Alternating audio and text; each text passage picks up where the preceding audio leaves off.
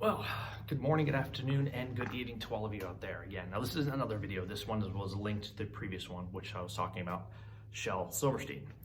And again, I'm not a financial analyst. I'm a researcher and educator. And what I've found out and what I like to do is really dig into the human aspect of why trends and what happens. Because for me, this is the most interesting part of this whole journey, getting into the why and the how this happened. There are a couple books by Malcolm Gladwell that I've read throughout my history and college, university, and after that, just for fun, and also because I'm curious, and staying curious is part of it.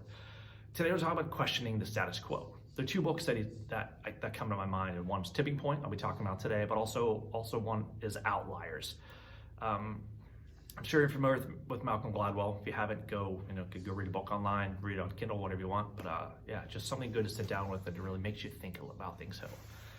So with this whole thing with GME and AMC, I've come to realize that something has going to cause the tipping point of all of this. We saw what happened back in January 27th, the tipping point when Robinhood decided to turn off the sell button. Then a lot of other brokers started to do the same thing. All right, because the tipping point is that magic moment when an idea, trend, or social behavior crosses a threshold. It tips and spreads like wildfire. And in his book, he talks a lot about different situations where things spread like wildfire. And for me, and for all of the people that we've been watching this, how do you tell a story? How are you going to tell us in a story? But for me, this is going to be told through the eventually point that tip this all over. Because the hard truth for everybody is they're not going to be able to understand this. The same thing happened in 2000, 2008, 2009 housing crash. People could not understand this until the movie came out, The Big Short.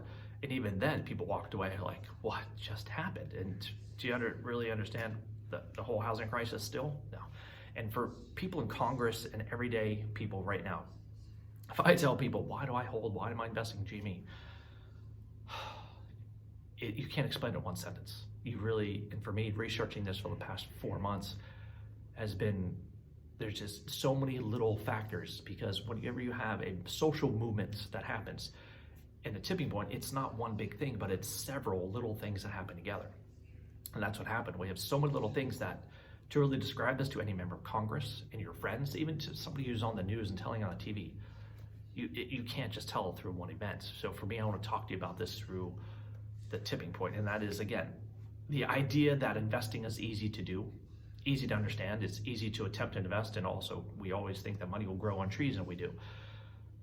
And whenever we put our money into a brokerage, it'll just grow, no problem. It's very easy. And that is totally opposite of everything that I think all of us new seasoned retail investors have learned, because the hedge funds have egos and they have all the financial backing of the tools and tricks that we've never experienced unless you research it and go through everything, all information. Because doing their job is basically what we learned from the housing industry is they're basically shorting themselves.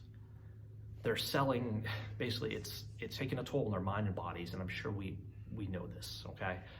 Because by now they're not just shorting themselves, they're actually shorting and going against reality of everything that they were told, because everything that exists that we saw in 2008, 2009, going against reality, and again, and again, and again. Because why? Because they can. They hedge themselves against the system, little by little by little. Now, for me, growing a white beard, yeah, that's come on by stress, but thinking about their toll, the mental toll of all these people, yeah, of course, it's taking a toll on them again. Now, the public won't have a broad depth of knowledge against the future of something, again, and this has to take a toll on their body. All right, the public and the hedge fund bankers, analysts, they're supposed to make you feel stupid so you don't ask questions. We know this because that's what retail investors are. We are on the outside circle, just like the solar system. Center of it is making money. Each little planets going around is different aspects of the investors and stockbrokers, and we are Pluto on the outside. We're the easy money for them. All right, we're supposed to be stupid because we're not supposed to be educated enough to understand and how to handle the whole situation, right? So, but this is when things changed, the tipping point for me, and this is when I see this with one person. I think you know the person I'm talking about. This is when one person stepped in with a question.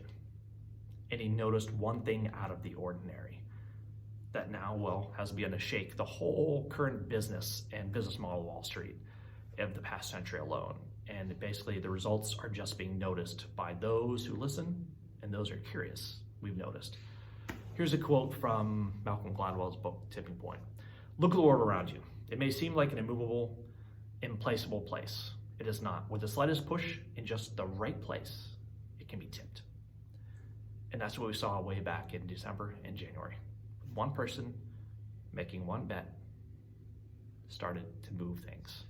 Since 2009, people have learned how to be more suspicious and curious, of course, of where their money's going and of course how they invest. Not everybody, but I think more people are doing it. And again and again. Look at people around you and ask anybody who, since 2011, anybody who's invested in Bitcoin or Ethereum, do you have any friends like that? They took a gamble on Tesla early on, right?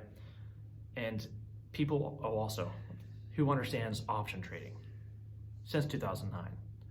Slowly, people are starting to take more risks. They understand that the social awareness with technology is crossed into this tipping point where things are going to be changing. Whole business models are changing.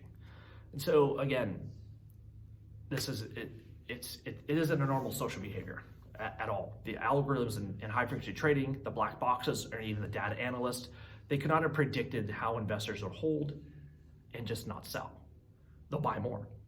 And you know what? Hey, I'm going to buy more. Why? Because you dared me. You said something wrong? I'm going to go buy more. You don't believe me? I'm going to buy more. What I'm going to do? I'm going to hold it. Why? Because I want to. I like the stock. And again, that's the part of this whole social movement that is amazing. It is this questioning the status quo. I'm not going to listen to what you're doing. I'm questioning everything about it. And another quote from Malcolm Gladwell. The answer is that success of any kind of social epidemic is heavily dependent upon the involvement of people with a particular and rare set of social gifts. Now I use the word social epidemic. Epidemic is a term that is used to help spread things in a good way, all right? Epidemic we know right now from pandemic, but it's not a bad word. Social epidemic is how things spread and by word of mouth and in social groups, right? Now the retail investors involved in this are not stupid, and we have been claimed as very stupid people, and we have done our homework, and we've done our homework very well. Right now we have the knowledge, and this has been our power. But it is the understanding of this knowledge that enables each of us. We can have knowledge. I mean, you can have books, you can have all the data around you, but is understanding this knowledge and putting it to good use, that is what scares the hedge funds right now. The people are understanding this more, and we're sharing, teaching people more and more. And by now we're understanding more that what we should have and be able to do, to be able to invest our money and to be able to stand up for the money in companies, well, we have to stand up for them because these companies have value. And that's the realistic value of these companies. It's not just, oh, I'm gonna short this stock. Because I looked at data and all the numbers, yeah, I'm gonna do it, but I'm holding this stock for a reason. I'm not selling. And again, the beauty of this whole unexpected lies within the surprise of the momentum. Not only tipping point, but also with the moments of waiting. Yes, the waiting moments for these last 5 months. People holding the stock, and this is the key. This is the beauty of the unexpected. Something data analysts can't get, black boxes, algorithms, they can't predict this. Nobody in the news can predict what's going to happen, right? And we've got time. Why? We've made our mark. Again, success is not a random act. It arises out of predictable and powerful set of circumstances and opportunities. So that I say, question the status quo. I'm holding, not selling.